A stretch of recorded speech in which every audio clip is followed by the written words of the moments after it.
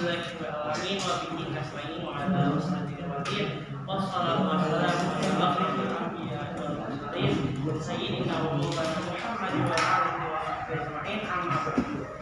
Segala puji bagi Allah Subhanahu wa taala yang telah memberikan kita kenikmatan baik dari kenikmatan iman, kenikmatan pola pikir,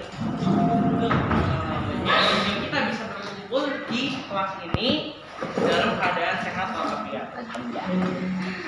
Dan juga tanpa kita curahkan salam kita kepada baginda Nabi Muhammad SAW serta pengikutnya hingga akhir zaman.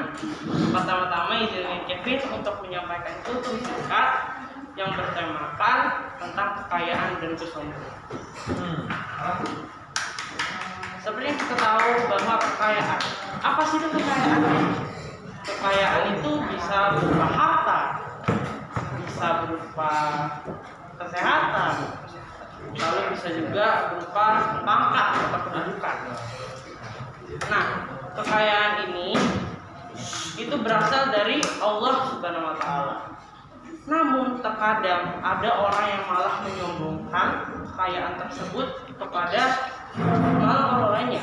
Padahal dia sadar bahwa seluruh harta yang telah dia kumpulkan, seluruh harta yang telah dia dapatkan itu sebenarnya dari Allah Subhanahu wa taala. Allah yang telah memberikan dia nikmat berupa harta, kesehatan dan lain-lainnya. Namun dia malah menyombongkan kepada makhluk Allah lainnya. Dan itu bukan Allah yang menciptakan tersebut. Tanpa dia sadari, dia telah melakukan kegiatan tercela. Yang menyombongkan itu menyombongkan sesuatu yang dari kelebihan kita kepada orang lain, itu merupakan kegiatan yang tercela. Dan bahkan terdapat pepatah yang mengatakan di atas langit masih ada langit. Dan dimana kita kaya, tapi ternyata masih ada lagi yang lebih kaya dari kita.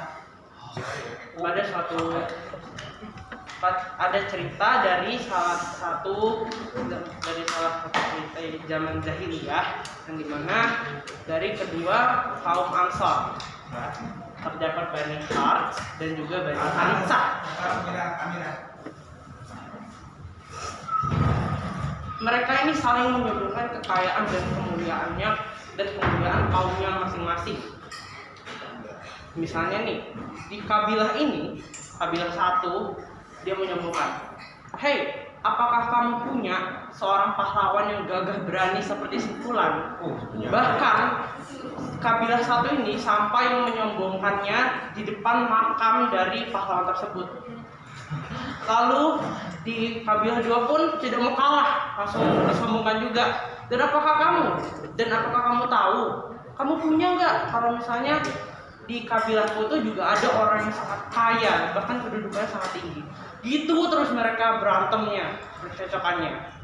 Hingga dari kejadian tersebut Allah Subhanahu wa taala menurunkan suatu surah yang dimana surah itu bernama At-Takatsur.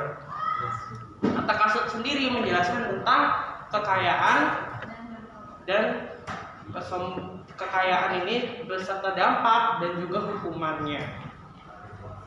Seperti pada ayat pertama dijelaskan bahwa alhaakumut takatsur, yang artinya bermegah-megahan itu akan melahirkan kalian. Dari tersebut sudah dijelaskan bahwa itu adalah inti dari surah ini. Bahkan At-Takatsur sendiri memiliki melalaikan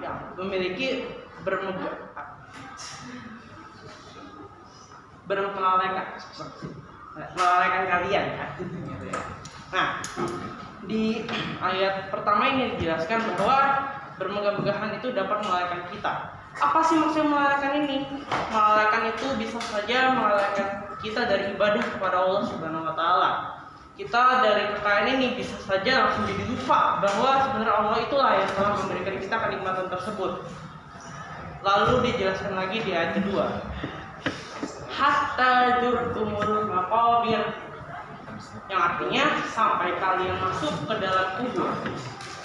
Dijelaskan bahwa misalnya kita telah terjerumus dalam suatu kesombongan dan kita telah lalai dalam itu, kita bisa saja akan terjerumus selamanya sampai kita meninggal ataupun masuk ke dalam kubur, dalam istilah dalam surah itu. Hingga akhirnya dijelaskan pula apa sih hukuman dari sini, dari kegiatan penyombongan tersebut. Nah, pada di ayat 6 yang berbunyi Atarawunnal jahim, yang artinya kalian pasti benar-benar melihat neraka jahim ya gitu ya. Kalian pasti benar-benar neraka jahim. Jadi di ayat ini dijelaskan bahwa sesungguhnya kesombongan ini itu bisa menjerumuskan orang ke neraka jahim. Neraka jahim. Hingga dijelaskan lagi di ayat berikutnya ainal yakin, yang artinya kemudian kalian pasti benar-benar melihatnya dengan penglihatan yang meyakinkan. Dan ini dijelaskan bahwa misalnya kita terjerumus, misalnya kita akan melihat neraka jahim, bahkan ditegaskan bahwa di situ kita melihatnya dengan penglihatan yang sangat meyakinkan. Di depan mata sampai bisa merasakannya gitu ya. Hingga dia terakhir yang berbunyi malus malun kayaumidin anin naim. Artinya kemudian kalian pada hari itu kalian pasti benar-benar ditanya tentang kenikmatan. Pada saat hari akhir nanti akan dipertanggungjawabkannya tentang kesombongan yang telah kita lakukan ini. Kita akan ditanya tentang apa sih arti kenikmatan itu, kenapa kamu menyombongkan kenikmatan tersebut, sedang dia tahu bahwa sesungguhnya Allah Subhanahu wa taala yang telah memberikan kenikmatan tersebut. Lalu ada juga intisari dari surat ini. Intisari yang pertama yaitu kenapa sih surat ini diturunkan? Seperti pada kisah pertama, sesungguhnya Allah Subhanahu wa taala surat ini diturunkan mengenai dua golongan kabilah ya. Yang pertama, dia itu kedua kabilah ini saling menyombongkan kekayaan dan kemuliaan kabilahnya. Lalu di intisari kedua dijelaskan untuk apa sih kita harus membaca, kenapa sih surah ini sampai benar-benar harus diturunkan gitu. Ternyata surah ini merupakan peringatan bahwa kesombongan dan cinta dunia itu akan melalaikan seseorang dari ibadah kepada Allah Subhanahu wa taala. Seperti yang diterangkan pada ayat pertama tadi, alhaakumut takasur, bermegah-megahan dapat melalaikan kalian.